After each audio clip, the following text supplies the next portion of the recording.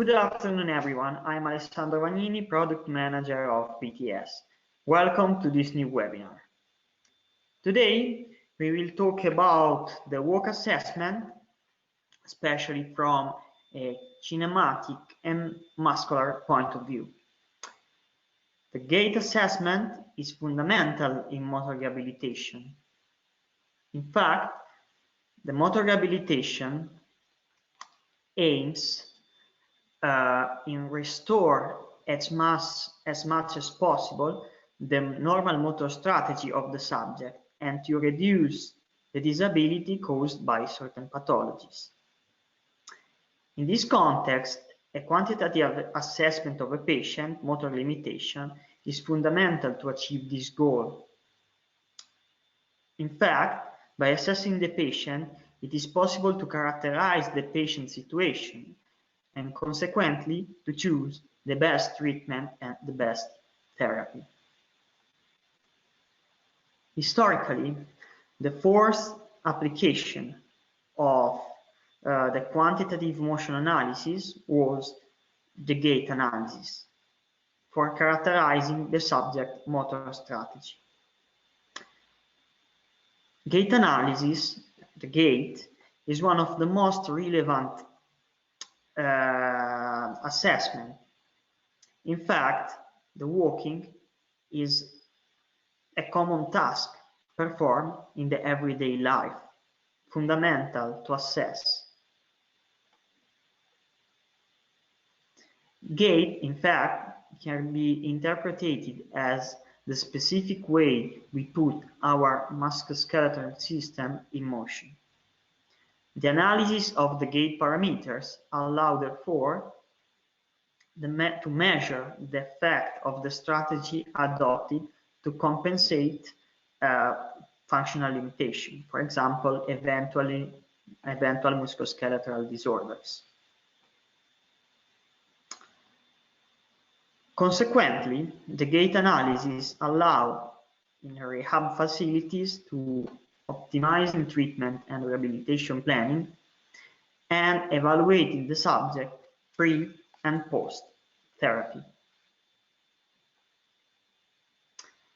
The multifactorial GAIT analysis mainly involves three different aspects: kinematic, kinetic, and the surface muscular activities evaluation. Today, we are going to talk about the kinematic aspect and the surface muscular activities evaluation. In detail, we will perform an assessment of the kinematic spatiotemporal parameter and angles using an inertial sensor, and of the surface muscular activity using the surface FREEEMG.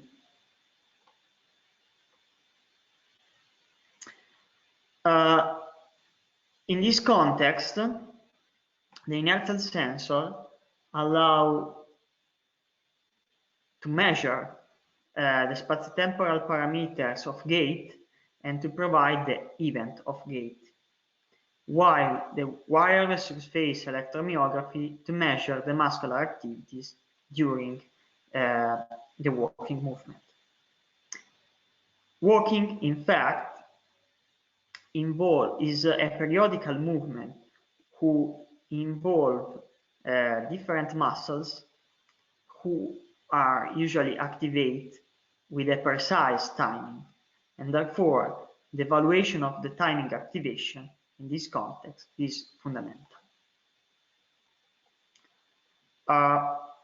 So the inertial sensor allows to understand how does the patient walk, which is the cadence of the patient, the stride time, the swing time, and other parameters, while the wireless surface electromyography allows to understand if a specific muscle we want to analyze is active or activating or deactivating properly or not.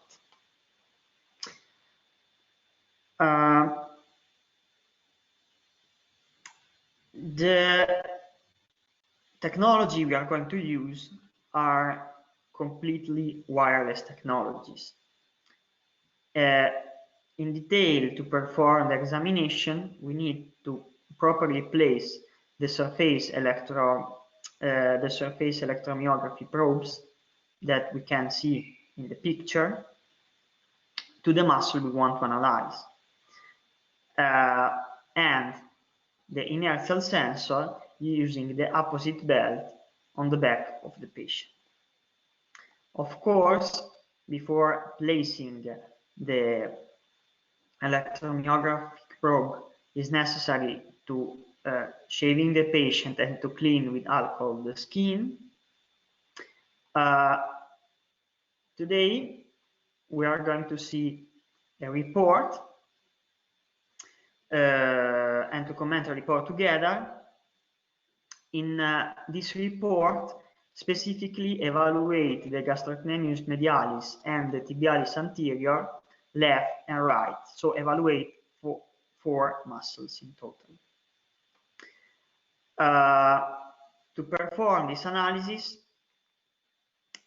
is necessary to place properly the probe on the patient, to place the sensor on the patient, and to ask the patient to walk on a straight path of at least 7 meters. As I told before, the technology are wireless technologies, so the patient is completely free to move without any restriction, and the examination takes very few times. So after the probe placing, we need only a few minutes to perform the examination. We also don't need a dedicated laboratory, because this kind of examination can be performed also in just a corridor, or we don't require a dedicated laboratory. After the examination, the software provides an automatic clinical report with a lot of data. Now we are going to see and comment this report. The clinical report we obtain analyzing the muscles activities of the tibialis anterior and gastrocnemius medialis and the spatiotemporal parameter with the G-walk is divided in 4 sections. The first section is about the GAIT index.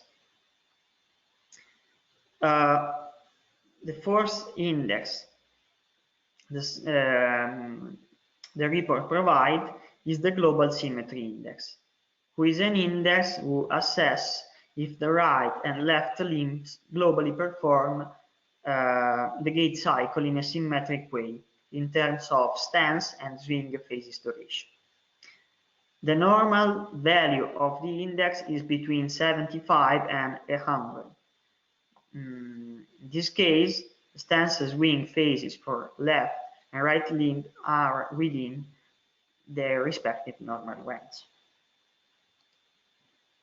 Second index is the GAIT cycle quality index. This GAIT cycle quality index assesses the subject's ability to perform the right and left GAIT cycle in a balanced way.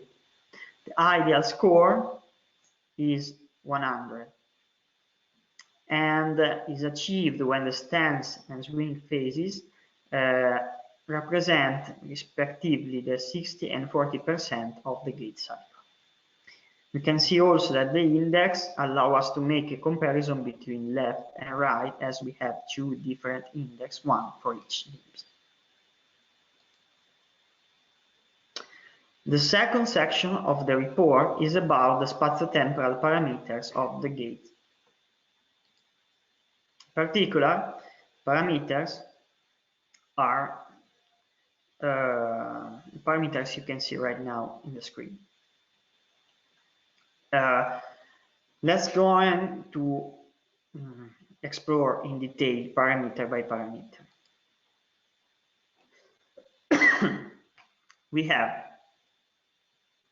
know that is the gait cycle is the unit of measure of the gait and correspond to the interval between two successive ground contact of the same foot. The gait cycle can be divided into two different phases, the stance phases and the swing phases. The stance phases is the phases in which the considered limb is in contact with the ground, while the swing phases is the phases in which the considered limb is not in contact with the ground. Usually the stance phases covers from 0 to 60% of the whole gait cycle, while swing phases covers the remaining 40%. The stance and swing phases are usually expressed in percentage of the gait cycle or in time, so in second, the stance time and the swing time. We can also divide the stance phases into two different subphases. The single support phases, in which only the limb we consider is in contact with the ground, and the double support phases, in which two foot are in contact with the ground.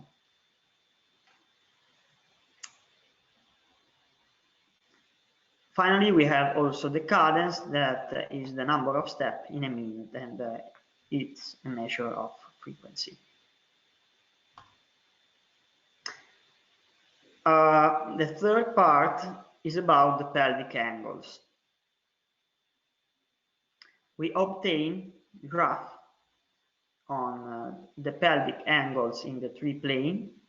In detail, in this graph, the red line describes the pelvic movement during the left gait cycle, while the green during the right. Stance and swing phases are divided by the dot vertical line, red and green, while the horizontal line on 0 divide different movement in divide the positive value from the negative value, who refer to opposite movement on the plane. Let's go in detail and let's analyzing the pelvic obliquity graph. We can see that at the first contact, the pelvis is aligned with the ground or slightly upward oriented. During the symbol support phases, the pelvic reach a maximum and then move down. During the final phase and the single support, and during the second double support, the pelvic move down and reach a minimum. Then, during the swing phase, the obliquity increase, the obliquity angle go in up again. Then we have the angles on the tilt plane. We can see that the normal band, who is the blue band we can see on the graph, is around 10 degrees in antiversion. In this case, this analysis is about a subject who have an antiversion of the pelvic. In fact, the angle is higher respect to the normal value. And finally, the rotation. The physiological rotation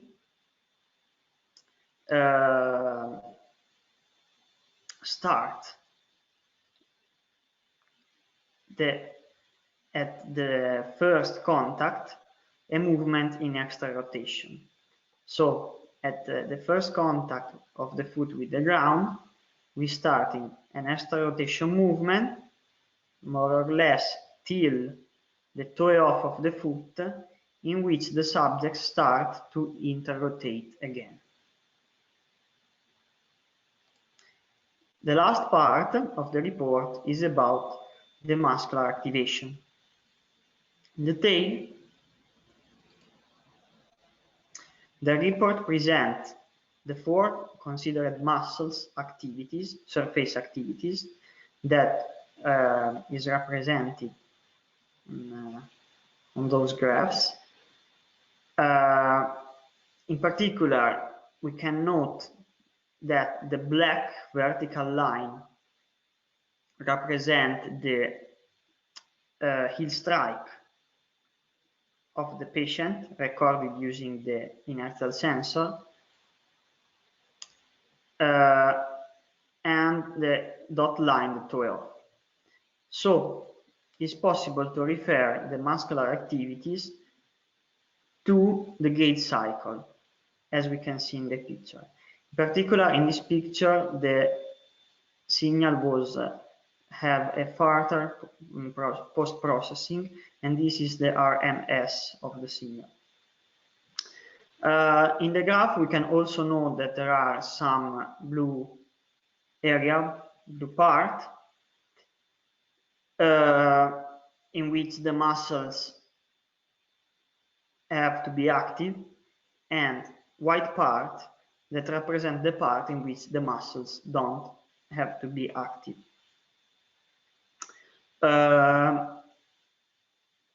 In this case, it's easy to understand that we can